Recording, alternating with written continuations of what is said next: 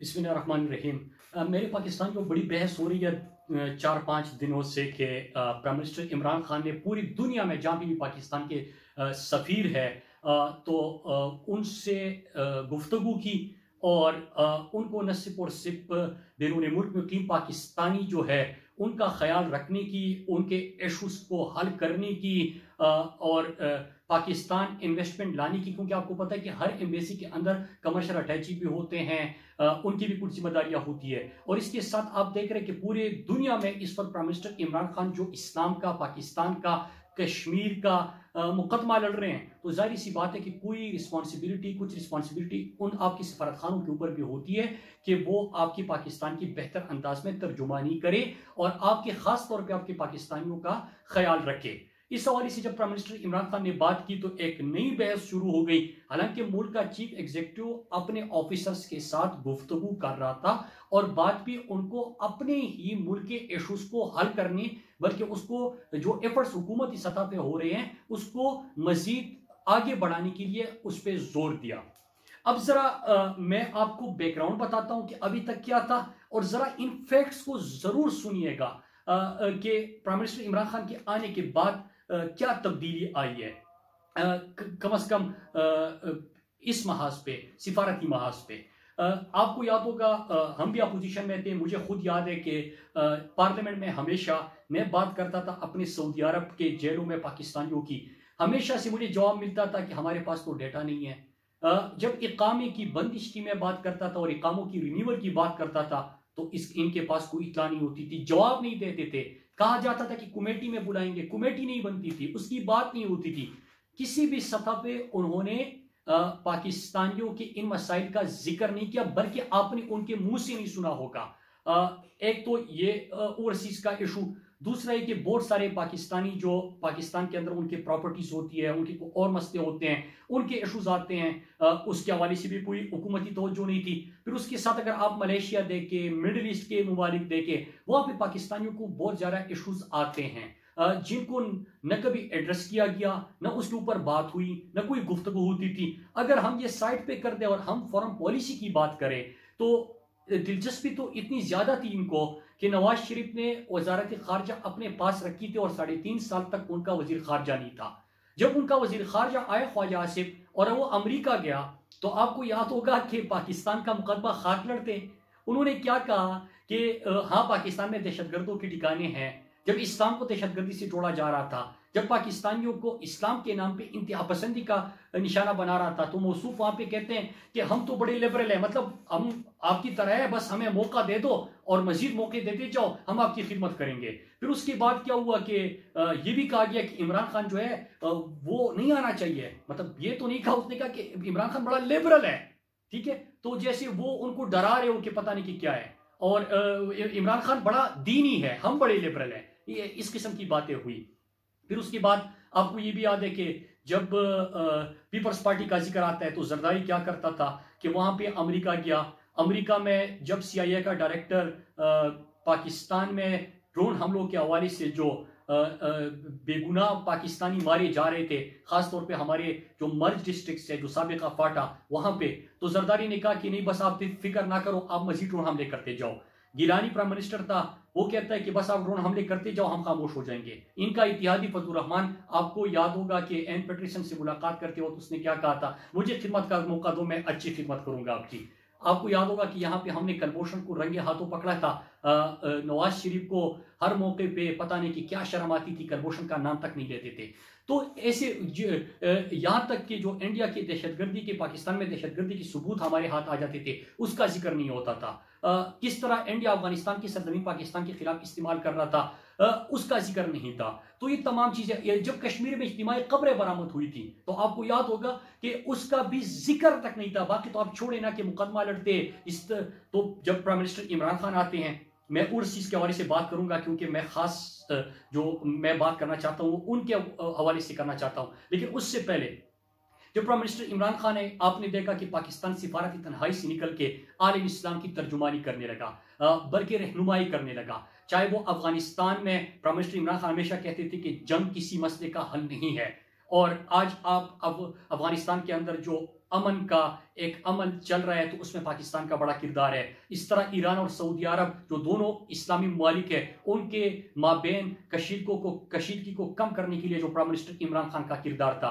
फिर उसके साथ इस्लामोफोबिया, मतलब जब दहशतगर्दी से इस्लाम को जोड़ा गया, जब हर इंतहा पसंदी के साथ इस्लाम को जोड़ा गया, जिस तरह इस्लाम के खिलाफ, तो उसका कभी किसी ने जिक्र नहीं किया था। दुनिया को इमरान खान ने आईना दिखाया। बल्कि जब मैंने इंडिया की बात की तो आपको याद होगा कि नसीब कलभूषण का जिक्र बल्कि यूएन सिक्योरिटी काउंसिल में 54 साल बाद, एक साल के अंदर 3 दफा कश्मीर के इशू के ऊपर बात हुई। अक़वाम मुत्तहिदा की ऐवान में कश्मीर का जो है वो गूंज उठा। फिर उसके साथ आपने ये भी देखा कि जो इंडिया इस वक्त दहशतगर्दी का जो चेहरा है, इस तरह उनका जो रूलिंग पार्टी है, हुक्मरान जुमात है, जो आरएसएस के फलसफे को, हिंदुत्व की सोच को, और मोदी जो नई दौर का हिटलर है, ये दुनिया को बताने वाला भी इमरान खान था। फिर उसके बाद आपने देखा कि पूरी दुनिया के जरीदों में इसका जिक्र आना शुरू हो गया। पूरी तारीख उनके सामने आ गई कि किस तरह वो दहशतगर्दी में मुलविस है, किस तरह गुजरात में इन्होंने मुसलमानों का खून बहाया था। तो ये तमाम चीजें भी सामने आ गई। कश्मीर में होने वाले जुल्म दुनिया के सामने आ गया। कश्मीर इशू जो है वो इंडिया का अंदरूनी नहीं बल्कि इंटरनेशनलाइज इशू इमरान खान ने उसको बना दिया। नसीब ये तो चंद चीजें मैंने आपको बताई, लेकिन उसके साथ आपको ये भी पता है कि जब अमेरिका ये जाते थे तो झुका हुआ सर होता था, पर्चियां हाथ में होती थी, डूमोर का हुक्म होता था, इधर वो पाकिस्तानियों के ऊपर शुरू हो जाते थे और यहाँ पे कत्ल गारतगरी का बाजार गर्म हो जाता था। अब डूमोर का तकाजा नहीं होता, अब पाकिस्तान से मदद की अपील होती है। अब इमरान खान जब अमेरिका के सदर के सामने बैठा होता है तो न सिर्फ पाकिस्तानी लिबास में, हाथ में तस्बीह, बल्कि आंखों में आंखें डाल के वो पाकिस्तान का और इस्लाम का मुकदमा दुनिया के सामने रखते हैं। तो ये तब्दीलियां आपने देखी सिफारती सतह पे। लेकिन उसके बाद जो ओवरसीज के हवाले से हैं, ये जो सफीरों के साथ प्राइम मिनिस्टर इमरान खान ने एक खिताब किया और उनको पाकिस्तानियों के मसाइल हल करने के ऊपर बड़ा जोर दिया, और जो कि एक चीफ एग्जीक्यूटिव को पहले भी करना चाहिए था, नहीं किया गया। तो उसके बाद क्या हुआ, आपने देखा कि अभी आज जो खबर आई है कि यूएई के सिफारत खाने ने ई कचहरी का आगाज कर दिया। इस तरह सऊदी अरब के सिफारत खाने में भी आपको तब्दीलियां नजर आई। आपने प्राइम मिनिस्टर इमरान खान की ये इक़दाम भी देखे थे कि सऊदी वली अहद जब पाकिस्तान आया तो अपने पाकिस्तानियों के बारे में उन्होंने कहा कि ये मेरे दिल के बड़े करीब है, ये इनका ख्याल रखना, क्योंकि वो वतन से दूर न सिर्फ पाकिस्तान की मदद कर रहे हैं बल्कि अपने अहल खाना की मदद कर रहे हैं। और वहां पे पाकिस्तान का जो दुनिया में वो पाकिस्तान के सफीर बने हुए हैं, तो उनके जेलों से रिहाई भी हुई लोगों की, पाकिस्तानी जो जेल के अंदर कैद थे। फिर उसके साथ जब कतर गए तो अपने पाकिस्तानियों से उन्होंने खिताब किया ना कि ये कतर क्या करते हैं, कतरी खत लेके आते हैं सऊदी अरब में, ये सऊदी अरब की जेलों में मुक़य्यद पाकिस्तानियों का जिक्र नहीं करते, उनकी जेलों से रिहाई का जिक्र नहीं करते, बल्कि वहां पे मिल बनाने हैं। Malaysia prime minister Imran Khan ने ये खुसूसी तैयारा भेजते हैं अपने बच्चों को रायबंद से इस्लामाबाद लाने के लिए, या नवाज शरीफ की इलाज के लिए बाहर लेके जाने के लिए और फिर वापस लाने के लिए। इमरान खान ने खुसूसी तैयारा भेजा मलेशिया की जेलों में, जो पाकिस्तानी कैद थे न सिर्फ उनकी रिहाई को यकीनी बनाया बल्कि फिर उनको पाकिस्तान की खुसूसी तैयारी में लेके आए। फिर इसके साथ साथ आपने ये भी देखा कि जब अमेरिका, ये पाकिस्तान का प्राइम मिनिस्टर या ये जो जरदारी सदर था, ये जाते थे तो इन्होंने अपनी जायदादें बनानी है, अपने फेक अकाउंट्स की जिक्र करने हैं, वहां पे अमेरिकन सदर के आगे इन्होंने झुक जाते थे। जब ड्रोन हमले होते थे तो उसके खिलाफ एहतिजाज तो छोड़े, उसकी रोकथाम की कोशिश तो छोड़े, और उनको कहते कि मजीद मारो। तो पाकिस्तानी किस तरह पाकिस्तानियों का सर शर्म से झुक जाता था। लेकिन जब प्राइम मिनिस्टर इमरान खान गए तो आपने देखा कि हजारों की तादाद में लोग प्राइम मिनिस्टर इमरान खान का इस्तेकबाल कर रहे थे। क्यों कर रहे थे? क्योंकि वो तो गैरतमंद लोग हैं, वो तो मेहनत करते हैं, मजदूरी करते हैं, मुल्क का ख्याल रखते हैं, बाहर दुनिया में पाकिस्तान के सफीर बने हुए हैं, उनका दिल धड़कता है पाकिस्तान के लिए। लेकिन उनको इन हुक्मरानों की वजह से शर्मिंदगी का सामना था। जब इमरान खान के एक खुददार शख्स मुल्क का वजीर आजम बना, जो पूरी दुनिया में इस्लाम का, पाकिस्तान का, कश्मीर का, फलस्तीन का, इनका मुकदमा लड़ रहा था, जो इंडिया को एक्सपोज कर रहा था, उसके लिए हजारों की तादाद में लोग अमेरिका में भी निकल आए। क्यों निकल आए? क्योंकि उनको पता था कि अब हमें एक लीडर मिला है जो खुददार है, जो पर्चा नहीं पकड़ेगा, जिनको पर्चा नहीं तमाई जाएगी, जो डूम और का हुक्म बजा नहीं लाएगा, जो कि पाकिस्तान की बात करेगा, जो इस्लाम की बात करेगा, जो खुददारी से बात करेगा।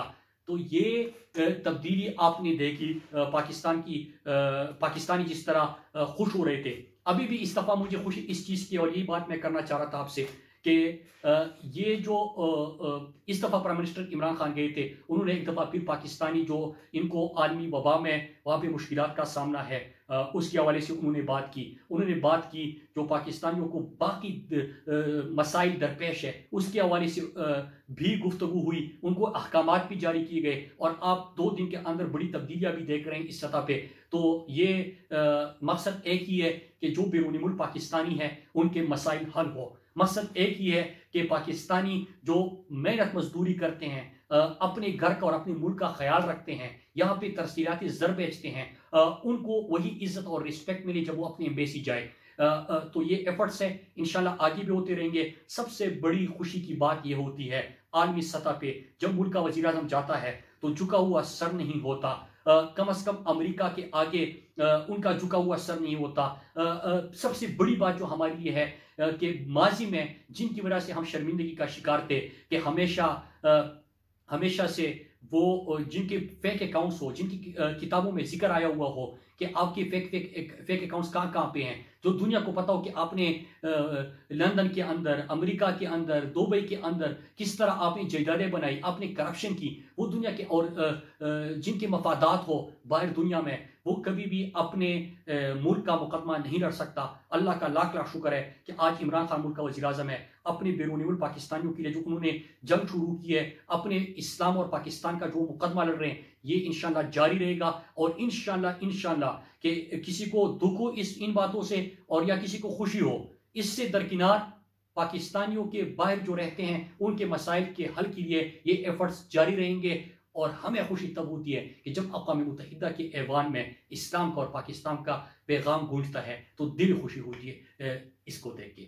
आप सबका एक दफ़ा बहुत बहुत शुक्रिया।